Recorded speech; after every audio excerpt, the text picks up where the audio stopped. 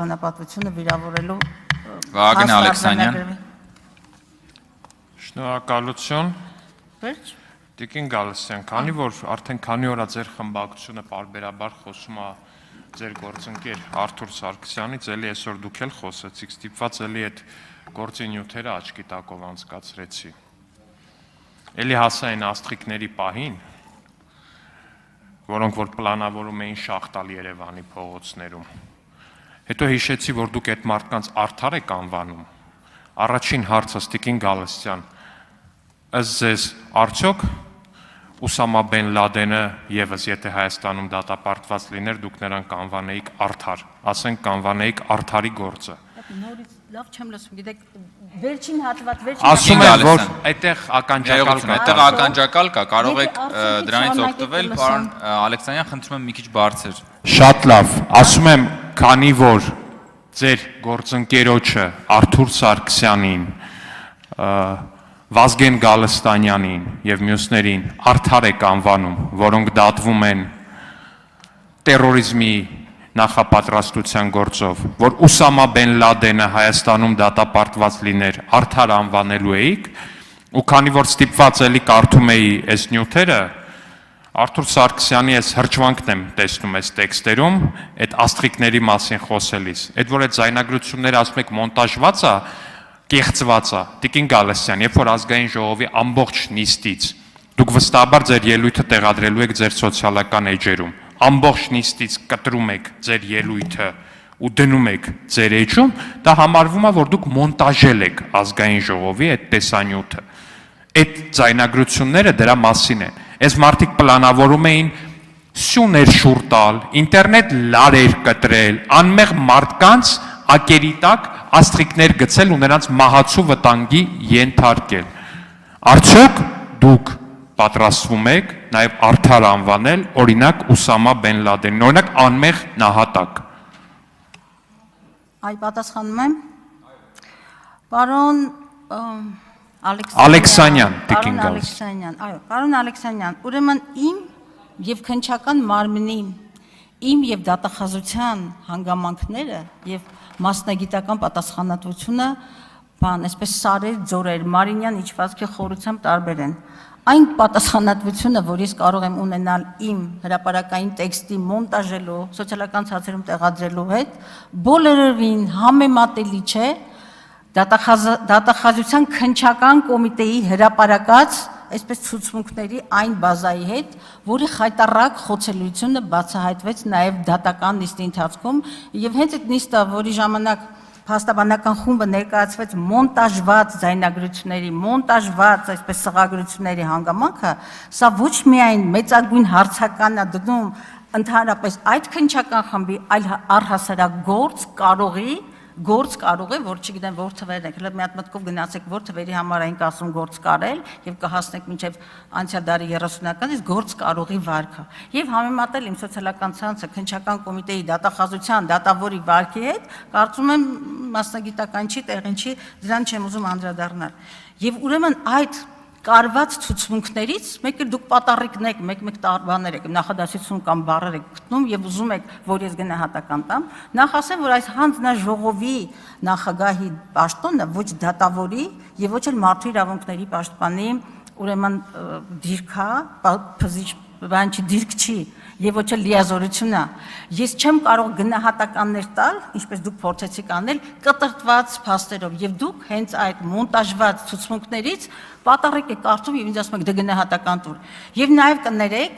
կներեք, ուղղակի ես անթույլատրելի եմ համարում Բագրատ arczepiskopos Սրբազանի կոնտեքստում Ուսամա Բեն Լադենի, ընդ որում ես լավ լսում եմ, բայց չի հասկանում, ես ինչ բառ ասում Ուսամա Բեն Լադեն։ Հիմա հասկացա, որ Ուսամա Բեն Լադեն եք ասում։ Այս երկուսի համեմատությունը ես կարծում եմ բացարձակապես կոռեկտ չի եւ դուք նաեւ վիրավորում եք ինձ որպես հայ առաքելական եկեղեցու հավատավոր, հավատացյալի եւ ես ուղղակի անթույլատրել եմ համարում, ես համարյա թե պատասխանեցի, բայց չեմ ուզում պատասխանել այդ հարցին, որովհետեւ ձեր փաստային հիմքը ոչ թե կաղում էր, այլ ուղղակի իրավական չէր, պատառիկներով եւ ես էլ դատավոր չեմ այս կոնտեքստում, որպեսզի ես ինձ թույլ չեմ տա դատողություն անել եւ ես համեմատության շուրջ արձագանք Շնորհակալություն, Տիկին Գալստյան, ես առանձնապես մեծ տարբերություն չեմ տեսնում այդ երկու անձանց մեջ ու իմ նաև որպես քրիստոնյա հայ կրոնական զգացմունքները վիրավորվում են նրանով, երբ որ հայ առաքելական եկեղեցու սպասավորը իրան պահում է մոջահեդի պես, քիչ ամնում մի հատ էլ ջիհադիստի ժիլետ հագնի։ Պարոն Մանուկյան, հանդարտվեք, մի տեղից մի խոսեք։ Մի տեղից մի խոսեք, դա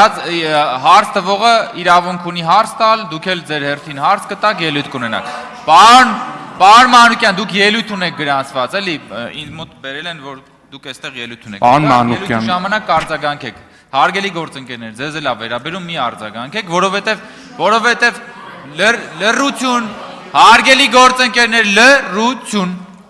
Հարց տվողը տալիս է իր հարցը, դուք ձեր հերթին, ձեր հարցերով եւ ձեր ելույթերով կարձագանքեք։ Համեցեք, պարոն Ալեքսանյան, ավարտեք։ Պարոն Վարդևանյան, խնդրում եմ խանգարեք, դուք եւս խանգարում եք։ Համեցեք, պարոն Ալեքսանյան։ Դուք իրավաբան եք, բայց ես ու պարոն Հարությունյանն էլ արաբագետ ենք։ Հարգելի գործընկերներ, պարոն Ղազինյան,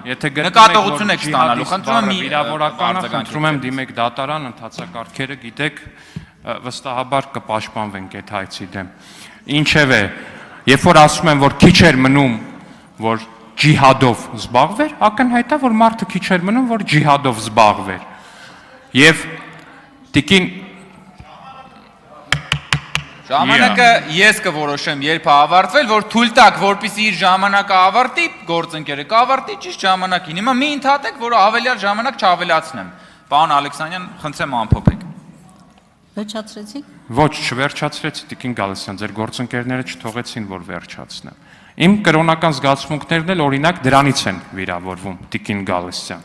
երբ որ հայ առաքելական եկեղեցու սպասավորը իրեն պահում է ջիհադիստի պես։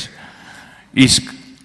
դատական վճիռներին եւ մնացածին, երբ որ գալիս եք այստեղ ու terrorism պլանավորած մարդկանց մասին ասում եք արդարներ, կներեք դրանից էլ իմ բանն է վիրավորվում, առհասարակ բանականությունն է վիրավորվում, Տիկին Գալստյան։ Պարոն Վարդևանյան, հիմա էլ կլինի դուք չընդհատեք։ Պարոն Վարդևանյան, խնդրում եմ դուք հատկապես իմ համար